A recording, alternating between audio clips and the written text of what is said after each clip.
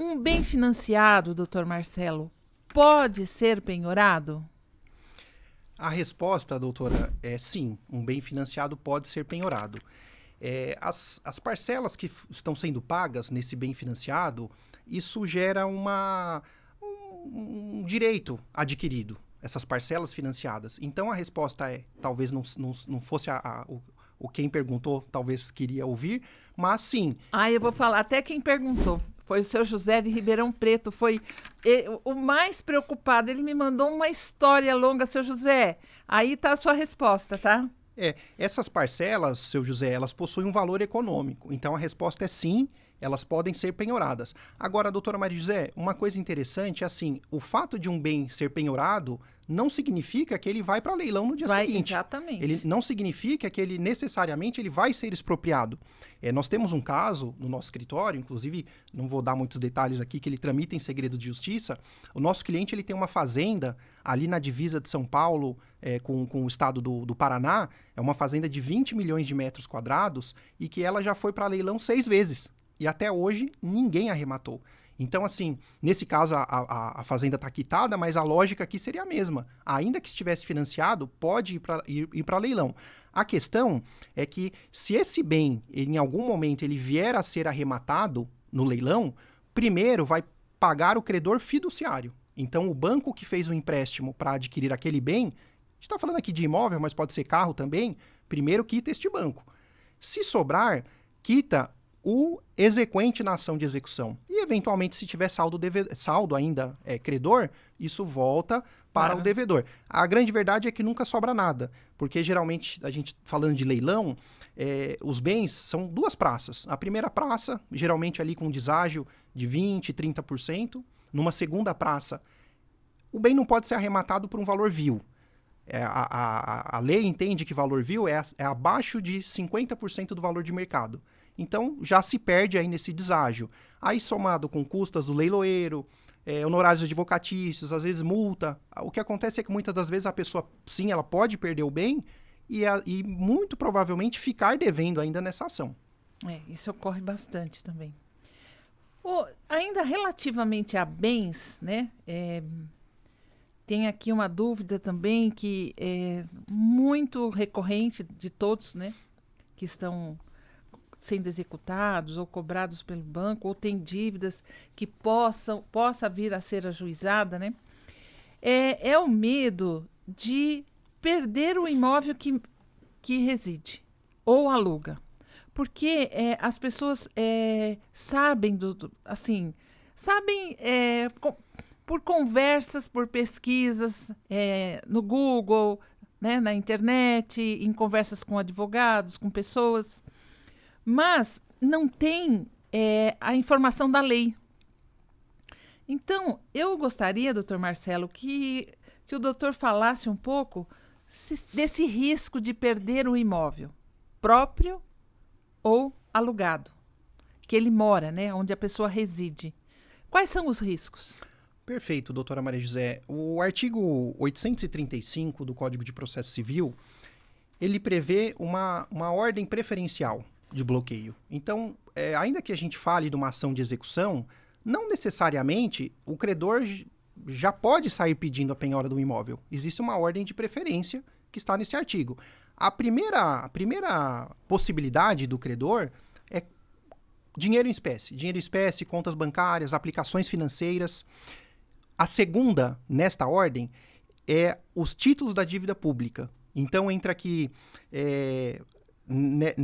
os títulos da União, dos estados.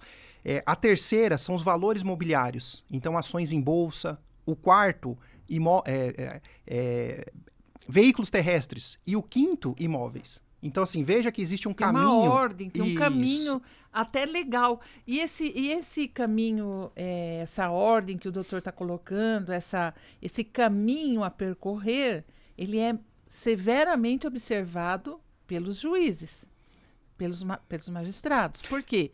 No processo, você não pode já entrar com o processo de execução pedindo já a penhora de um imóvel sem antes Às vezes, doutora Maria José, o que a gente tem visto na prática é que sim, o credor tem feito esse pedido. Tem. Cabe ao executado falar que não foi respeitada essa ordem Exatamente. preferencial. Vamos imaginar que isso foi respeitado e chegou no momento que se pediu a penhora de um bem, e é o bem residencial da pessoa que está nos assistindo ou de quem é parte do processo. O que diz a lei? Bem, a Lei 8.009/90, em seu artigo 1º, ela fala que o imóvel residencial próprio do casal, ele não ele não responderá por qualquer tipo de dívida, seja ela qual for, civil, trabalhista, fiscal. Então a lei protege, não é que o devedor ele só pode ter um imóvel, ele pode ter 1, 2, 3, 10. A lei vai proteger que é o imóvel residencial. E tem alguma exceção, doutor? Tem exceção sim. São várias exceções, eu vou citar aqui a mais clássica, são os contratos de alienação fiduciária de bem imóvel. Quando o imóvel... Só para a gente deixar quem está lá do outro lado da telinha fazer um deparo aqui, porque às vezes a gente fala tanto no juridiquês, né, que a gente quer deixar muito claro o que seria essa alienação fiduciária e por que ele não tem essa proteção.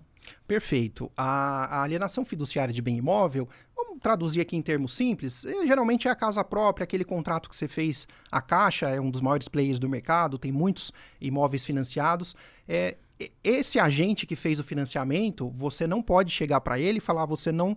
essa lei 8.009/90, ela não é oponível nesta situação. Perfeito. Esse bem, você pode sim, o executado, fazer esta defesa em relação a outros credores. Né? Só exemplificando para quem está do outro lado entender melhor. Vamos supor, o executado financiou o imóvel na Caixa Econômica e quem está executando é o Bradesco, hipoteticamente falando. Ou seja, nesse caso o bem está preservado pela lei. É um em bem relação de ao família, Bradesco, sim. Em relação ao Bradesco.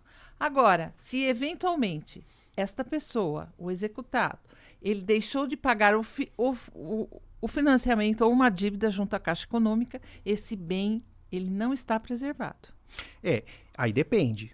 Vou pegar esse exemplo aí que a doutora colocou. Se ele deixou de pagar esse contrato de alienação fiduciária de bem imóvel, sim.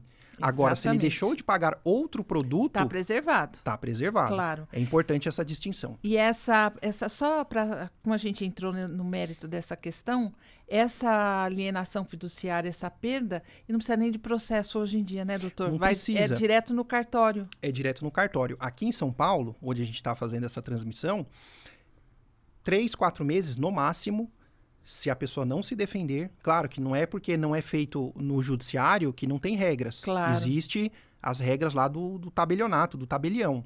Mas 3, 4 meses o banco tem feito essas consolidações em seu favor. Um ponto interessante, doutora, eu não sei se foi a dúvida aí do nosso, quem está nos acompanhando, do imóvel que ele é o único imóvel do devedor, mas ele não mora. Está alugado. Ele Exatamente. está alugado. O que diz a lei? Não existe uma lei que trata desse assunto. Esse assunto foi sumulado pelo Superior Tribunal de Justiça, a súmula 486, ela fala o seguinte, que o imóvel alugado pelo devedor, cujo proveito econômico é para o seu sustento e o da sua família, ele também é empenhorável. Por exemplo, nós tivemos um caso recente no escritório, o nosso cliente, ele tinha um imóvel num bairro de São Paulo e morava no litoral. Esse dinheiro do imóvel dele de São Paulo pagava o outro aluguel no litoral que ficava perto do trabalho. Então, mesmo ele não morando neste imóvel, nós conseguimos a empenhorabilidade, com base na Lei 8.009/90, por ser um bem de família e por aquele trazer o sustento da sua família, ou conseguir se manter. Nós estamos falando dessas hipóteses, né? Mas tudo isso tem que ser severamente comprovado. Tem uma outra exceção também, doutor, eu lembrei. Isso também não está na lei, tá? Isso é uma construção jurisprudencial, tem muitos tribunais, aqui em São Paulo está sendo recorrente, e pelo Brasil também, quando o imóvel ele tem um alto valor.